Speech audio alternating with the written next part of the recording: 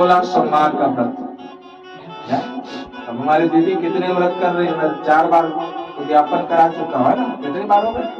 वर्ष का बालक ने पूछा, महाराज माता पिता आपने कौन सा व्रत किया? बोले हमने 16 सोमवार का व्रत किया बेटा, तब तुझे मिला, तू हमारा बेटा बना। उस 18 वर्ष के बालक ने कहा मां मैं भी व्रत करूंगा।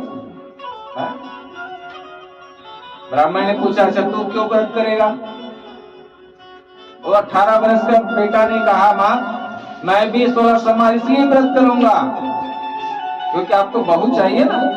अब कैसा बहू चाहिए है? आजकल कैसे बहू चाहिए? विद्वान हो, सुंदर हो, सुशील हो, राजकन्या हो है?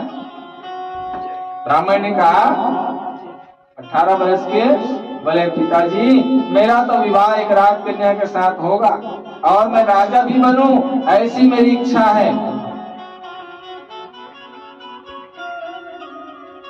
18 वर्ष का वह ब्राह्मण बालक जब 16 सोमवार का बड़े प्रेम से भगवान भोलेनाथ जी का पूजा किया, जल चढ़ाया।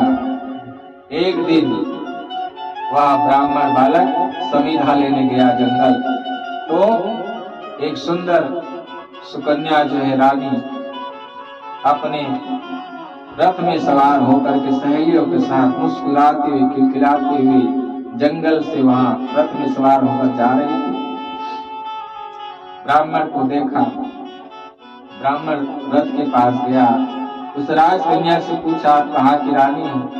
उसने बताया कि हमारे इस देश का राजा है, देशांतर दक्षिण देश का राजा, और ये ब्राह्मण कल ही हमारे भवन में स्वयंवर है। क्या है आजकल की? क्या स्वयंवर है? स्वयंवर में आजकल क्या करते हैं? स्वयंवर बोले स्वयंवर बोले हथनी, हथनी माला ले करके जिसके गले में डाल दे उसी के साथ राजा विवाह करेंगे, हमारे पिताजी विवाह करते।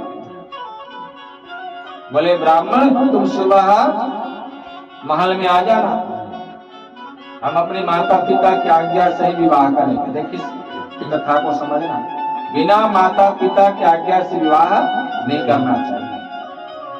ब्राह्मण ने 16 सोमवार का व्रत किया और शंकर जी को जल चढ़ाया। बोले भोलेनाथ वही राजकन्या ही मेरी पत्नी बने, यही कामना करके प्रार्थना करके जब गया स्वयंवर में, तो हथनी ने, बड़े बड़े राजा वहां पर बैठा हुआ था, बड़े बड़े धुरंधर राजा थे, लेकिन किसी को गले में माला